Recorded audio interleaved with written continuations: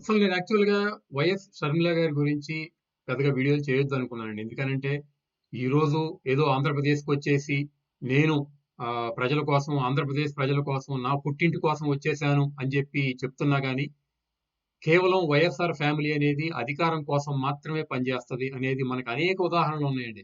రాజశేఖర రెడ్డి గారు హైదరాబాద్‌లో గొడవలు చేసి 400 మంది చనిపోవడానికి కారణమైంది కూడా ఆయన ముఖ్యమంత్రి అవ్వడానికే. ఆ ముఖ్యమంత్రి అయిన తర్వాత ఆయన చెప్పిందేంటంటే, నా న నాలుకలో నరం తెగిపోయింది. ఇప్పుడు నాకు కోపం లేదని చెప్పడం జరిగింది. ఆ తర్వాత జగన్మోహన్ రెడ్డి గారు ఆయన్ని ముఖ్యమంత్రి చేయలేదని చెప్పేసి సోనియా గాంధీ గారి మీద వ్యతిరేకించటం, ఆయన పార్టీ బయటికి రావటం, పార్టీ పెట్టటం, ఆ తర్వాత కేసుల్లో ఇరుక్కోవటం, ఆ కేసుల్లో ఇరుక్కుని జైల్లో ఉండటం. ఆ తర్వాత షర్మిల గారు అన్న తరపున ప్రచారం చేయటం. అక్కడి నుంచి 2019 వరకు అన్న తరపున ప్రచారం చేసి, ఆ తర్వాత అన్న పట్టించుకోకపోవటం వల్ల పక్క రాష్ట్రానికెళ్ళి, పక్క రాష్ట్రంలో గూడా పాచికలు పారక కాంగ్రెస్ పార్టీలో జాయిన్ అయ్యి, ఆ కాంగ్రెస్ పార్టీలో గూడా తెలంగాణలో వద్దంటే ఆంధ్రప్రదేశ్‌కొచ్చి, ఇప్పుడు తగుదనమ్మా నేను ఆంధ్రప్రదేశ్ ప్రజల ని ఉద్ధరించడం కోసం వస్తున్నానని చెప్పినప్పుడు నాకైతే నమ్మకం కలగలేదండి. కానీ ఒక మహిళగా రాజకీయాల్లోకొచ్చినప్పుడు అది ఏ రాష్ట్రంలో ఉన్నా ఆవిడ ఉద్దేశ్యం ఏదైనా గాని, యాస్ లాంగ్ యాస్ ఆవిడ ప్రాపర్‌గా కన్‌స్ట్రక్టివ్‌గా విమర్శలు చేస్తున్నా, శృతి మించకుండా, తిట్టకుండా ఉంటే గనక ఎవరమైనా మనం సపోర్ట్ చేయొచ్చు. వాళ్ళకి మనం ఎంకరేజ్ కూడా చేయొచ్చు. అయితే ఏమైందంటే, సాధారణంగానే జగన్మోహన్ రెడ్డి గారిని ఎవరైనా విమర్శిస్తే మాత్రం వాళ్ళు తట్టుకోలేరండి. ఇంకా వాళ్ళకి కం షివరింగ్ వచ్చేస్తుంది. ఏదో ఒకటి చేసేయాల్సిందే వాళ్ళు ఎవరైనా సరే. చివరికి నాకేమనిపిస్తుందంటే జగన్మోహన్ రెడ్డి గారి పదవి కోసం ఆయన భార్యను కూడా ఇబ్బందులకు గురి చేస్తారేమో పదవి దక్కట్లేదు అంటే గనక అని అనిపిస్తుందండి. లేకపోతే నిన్నటిదాకా ఉన్న చెల్లి ఈరోజు కాంగ్రెస్ పార్టీలో జాయిన్ అయ్యి, ఆవిడ కాంగ్రెస్ పార్టీ సిద్ధాంతాలకు అనుగుణంగా కాంగ్రెస్ పార్టీ ఏం చేయబోతుంది?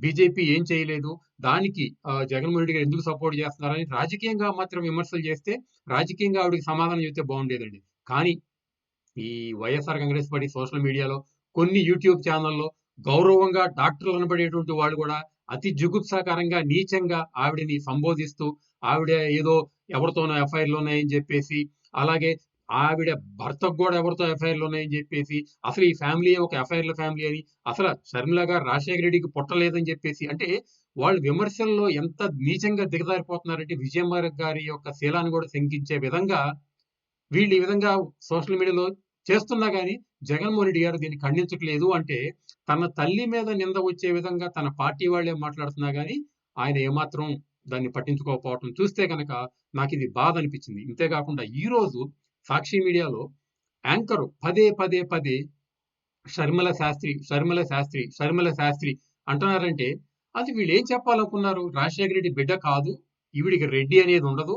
ఆ రెడ్డి అనేది కేవలం జగన్మోహన్ రెడ్డికి మాత్రమే ఉంటుంది. కాబట్టి వైఎస్ రాజశేఖర రెడ్డి గారిలో ఆయనకి పుట్టినటువంటి షర్మిల, ఈ షర్మిల కాదు. ఆ రెడ్డి వేరు. ఈవిడ కేవలం శాస్త్రి అని చెప్పి ఈ కులహంకారం ఎందుకొచ్చిందో నాకైతే అర్థం కాదు గానీ, ఇది విజయసాయి రెడ్డి గారు కూడా చూసామండి. ఇదివరకు మనం గతంలో పవన్ నాయుడు, లోకేష్ నాయుడు అని చెప్పి వాళ్ళకి లేని తోకలు తగిలించడం.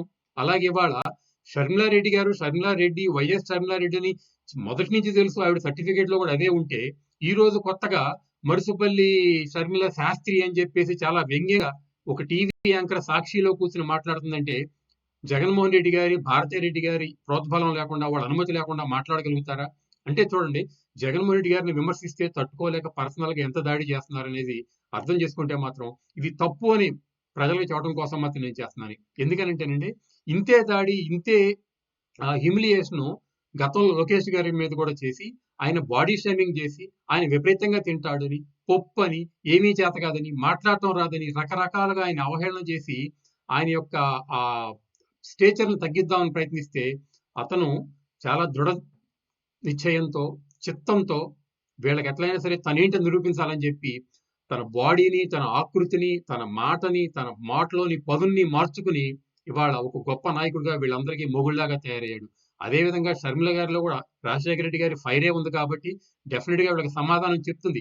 కాకపోతే రాజకీయాల్లో విమర్శించే వాళ్ళని ఇంత దిగజారిపోయి పర్సనల్‌గా అటాక్ చేసేసి, వాళ్ళ పేర్లు మార్చేసి, అసలు వాళ్ళ జీవితాల గురించి, వాళ్ళ శీలాలను శంకించేసి, వాళ్ళ కుటుంబాల్లోకెళ్ళిపోయి, వాళ్ళ బిడ్డల్ని, వాళ్ళని తిట్టడం అనేది ఎంతవరకు సబబు?